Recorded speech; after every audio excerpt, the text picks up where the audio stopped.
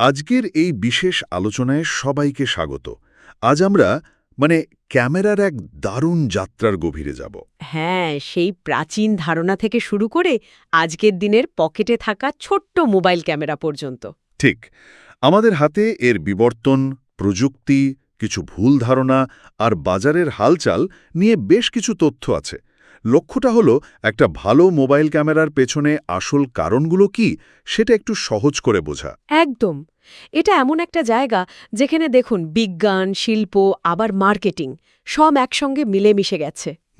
আমরা চেষ্টা করব শুধু মেগাপিক্সেলের সংখ্যার পেছনে না ছুটে ছবির আসল মান কিসের ওপর নির্ভর করে সেটা খুঁজে বের করতে।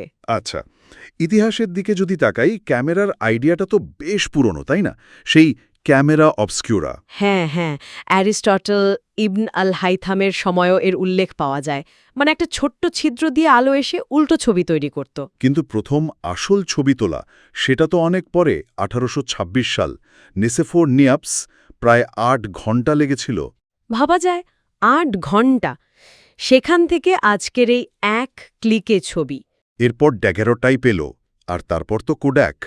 1888 সালে জর্জ ইস্টম্যান ক্যামেরাটাকে সাধারণ মানুষের কাছে নিয়ে এলেন।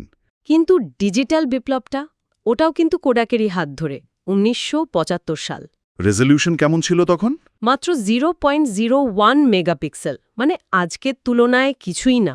আর মোবাইলে ক্যামেরা আসার গল্পটা 2000 সালে শার্পের হুনটা দিয়ে শুরু, 0.11 মেগাপিক্সেল। হ্যাঁ, সেখান থেকে নোকিয়ার N95 বা ধরুন 808 পিওর ভিউয়ের 41 মেগাপিক্সেল, একটা বিরাট লাফ ছিল ওটা। তারপর তো স্মার্টফোন এসে পুরো খেলাটাই পাল্টে দিল, মাল্টি ক্যামেরা, কম্পিউটেশনাল ফটোগ্রাফি। আর তার সাথেই শুরু হলো ওই যাকে বলে মেগাপিক্সেল যুদ্ধ। ঠিক, বিজ্ঞাপনে দেখি 100 মেগাপিক্সেল, 108 মেগাপিক্সেল। হ্যাঁ, 108 এমপি এআই কোয়াড ক্যামেরা এরকম লেখা থাকে, কিন্তু প্রায়শই এর পেছনে সেন্সরটা থাকে বেশ ছোট, ধরুন 12.8 ইঞ্চি। ওহ। আর পিক্সেলগুলো খুব ছোট হয়ে যায়, যেমন 0.8 মাইক্রোমিটার। মনে রাখতে হবে, মেগাপিক্সেল আসলে ছবির সাইজ বা রেজলিউশন বোঝায়, সরাসরি কোয়ালিটি নয়। তার মানে এই বিশাল সংখ্যাটা সবসময় ছবির ডিটেলস যে বাড়াবে তা নয়। অনেক সময় কি এটা সফটওয়্যার দিয়ে বাড়ানো হয়, কৃত্রিমভাবে? একদম ঠিক বলেছেন। অনেক ক্ষেত্রে দেখা যায় 12 মেগাপিক্সেলের একটা ছবিকে সফটওয়্যার দিয়ে প্রসেস করে 48 বা 108 মেগাপিক্সেল বলে চালানো হচ্ছে। এটাকে বলে ইন্টারপোলেশন। আচ্ছা।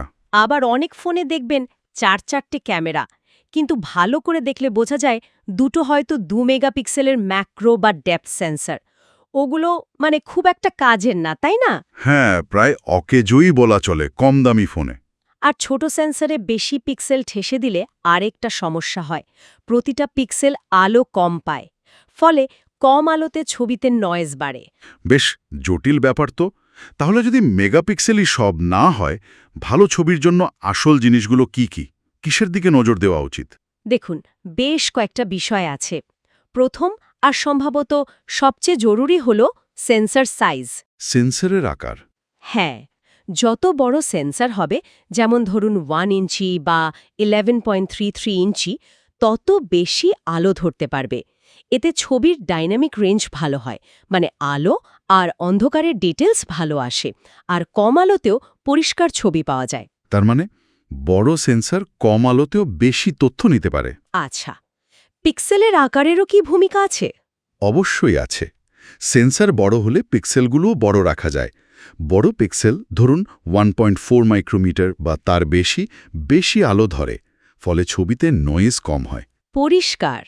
আর অ্যাপারচার, ওই যে f1.8, f1.6 লেখা থাকে?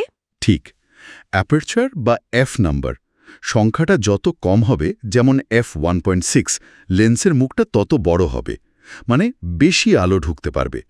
এটাও কম আলোতে খুব সাহায্য করে। আর ওই যে সুন্দর ব্যাকগ্রাউন্ড ব্লার হয়, বোকে এফেক্ট। হ্যাঁ, বোকে, সেটাও ভালো হয়। লেন্সের মান, আর এখন যে নানা রকম লেন্স থাকে, ওয়াইড, টেলিফোটো, এগুলোও তো গুরুত্বপূর্ণ। নিঃসন্দেহে ভালো মানের গ্লাস লেন্স ব্যবহার করলে ছবির স্বচ্ছতা বাড়ে। আর এখন তো ফোনে নানা রকম লেন্স থাকেই। ওয়াইড হলো সাধারণ ছবি তোলার জন্য, আল্ট্রা ওয়াইড দিয়ে অনেক বেশি জায়গা ধরা যায়, টেলিফোটো দিয়ে দূরের জিনিস কাছে আনা যায়। ম্যাক্রো আছে, খুব কাছে জিনিসের জন্য। হ্যাঁ, ম্যাক্রো, এমনকি পেরিস্কোপ লেন্সও আসছে, যা দিয়ে অনেক দূরের জুম পাওয়া যাচ্ছে। আর সফটওয়্যার, আমার তো মনে হয় আজকাল এটাই আসল পার্থক্য করে দেয়। একদম। সফটওয়্যার প্রসেসিং বা ইমেজ প্রসেসিং এখন ছবির মানে একটা বিরাট অংশ।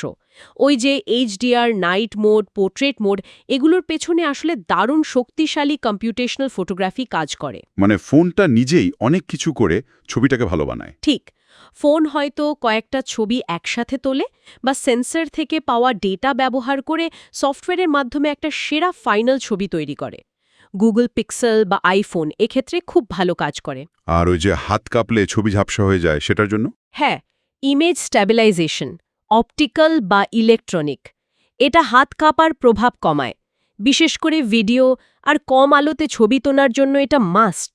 যদি এখনকার বাজারের দিকে তাকাই, মানে 2024-25-এর সেরা ফোনগুলোর কথা ভাবি, বিভিন্ন ব্র্যান্ডের ফোকাসটা কোথায়? দেখুন, স্যামসাং যেমন তাদের জুম ক্ষমতা আর বেশ নির্ভরযোগ্য অলরাউন্ড পারফরমেন্সের জন্য পরিচিত। শাওমি প্রায়শই বড় সেন্সর ব্যবহার করে, লাইকার সাথে পার্টনারশিপে একটা অন্যরকম ফিল আনার চেষ্টা করে। Google pixel? গুগল পিক্সেল তো তাদের কম্পিউটেশনাল ফটোগ্রাফি মানে সফটওয়্যার প্রসেসিংয়ের জন্য বিখ্যাত, বিশেষ করে কম আলোতে আর স্বাভাবিক ন্যাচারাল লুকিং ছবির জন্য। অ্যাপল আইফোন ব্যবহারকারীকে দেয় খুব ধারাবাহিক পারফরমেন্স, ন্যাচারাল কালার আর ভিডিও কোয়ালিটি তো দারুণ। Oppo, Vivo? ওপো, ভিভোর মতো ব্র্যান্ডগুলোও কিন্তু ক্যামেরা প্রযুক্তিতে অনেক ইনোভেট করছে, বিশেষ করে জুম আর পোর্ট্রেট মোডে। তারা নতুন নতুন জিনিস আনছে। আসলে সেরা ক্যামেরা কোনটা সেটা বলা মুশকিল, এটা ব্যবহারকারীর ব্যক্তিগত চাহিদার উপর নির্ভর করে। কেউ হয়তো জুম বেশি চায়, কেউ কম আলোতে ভালো ছবি চায়। বোঝা গেল। তার মানে ওই যে কম দামি ফোনে অনেকগুলো ক্যামেরা থাকে, যার দুটো হয়তো 2 মেগাপিক্সেলের, ওগুলো আসলে গিমিক, তাই না? Marketing strategy. হ্যাঁ, বলতে গেলে তাই। ওগুলো খুব একটা ভ্যালু অ্যাড করে না। আচ্ছা, আগে তো আন্ডার ডিসপ্লে ক্যামেরা বা পপ আপ ক্যামেরার মতো ডিজাইন দেখা যেত, সেগুলো এখন তেমন নেই কেন? কারণ ওগুলোর কিছু সীমাবদ্ধতা ছিল। যেমন আন্ডার ডিসপ্লে ক্যামেরা থাকার ফলে সেলফির কোয়ালিটি একটু কমে যায়, আলোর সমস্যা হয়, আর পপ আপ ক্যামেরার মেকানিক্যাল অংশটা টেকসই কম। ধুলোবালি ঢোকার বা নষ্ট হওয়ার ভয় থাকে, জলরোধী করাও কঠিন। তাই নির্মাতারা বোধহয় এখন মূল ক্যামেরার মান বাড়ানোর দিকে বেশি মনোযোগ দিচ্ছে। একদম। সেন্সর, লেন্স, সফটওয়্যার, এই কোর জায়গাগুলোতেই এখন ফোকাস বেশি। সত্যি, ক্যামেরা অবস্কিউর আর ওই অন্ধকার ঘর থেকে আজকের এই পকেটের ভেতরে শক্তিশালী মোবাইল ক্যামেরা, প্রযুক্তি এগিয়েছে অবিশ্বাস্য গতিতে। হ্যাঁ। আর এটা এখন পরিষ্কার যে শুধু মেগাপিক্সেল গুনলে চলবে না। সেন্সরের আকার, পিক্সেল সাইজ, অ্যাপারচার, লেন্সের কোয়ালিটি আর অবশ্যই সফটওয়্যার প্রসেসিং, এই সবগুলো মিলেই একটা ভালো ক্যামেরা তৈরি হয়। যেন পকেটে একটা ছোটখাটো ফটো ল্যাব নিয়ে ঘুরছি আমরা। ঠিক তাই। আর প্রযুক্তি তো প্রতিনিয়ত উন্নত হচ্ছে। এআই এখন আরও সূক্ষ্মভাবে ছবিকে সুন্দর করে তুলছে, ছবির মান বাড়াচ্ছে। এখন আসল চ্যালেঞ্জ শুধু ছবি তোলা নয়, বরং সেই ছবিতে বাস্তবতার গভীরতা, একটা অনুভূতি, একটা গল্প ফুটিয়ে তোলা। আর এখানেই একটা ভাবনার বিষয় চলে আসে, তাই না? যেহেতু এআই এখন ছবির মান বাড়াতে সাহায্য করছে, এমনকি কখনো কখনো ছবির অংশ তৈরিও করে দিচ্ছে, এটা কি ফটোগ্রাফের সাথে, স্মৃতির সাথে আমাদের সম্পর্কটাকেই বদলে দিচ্ছে? ছবিতে যে একটা মানুষের দৃষ্টিভঙ্গি, একটা বাস্তব অভিজ্ঞতার ছাপ থাকে, সেটার কি হবে? এটা একটা গভীর প্রশ্ন। হয়তো এটাই ভবিষ্যতের সবচেয়ে বড় আলোচনার বিষয় হতে চলেছে। যাই হোক, আজকের মতো এখানেই শেষ করা যাক। হ্যাঁ, অবশ্যই।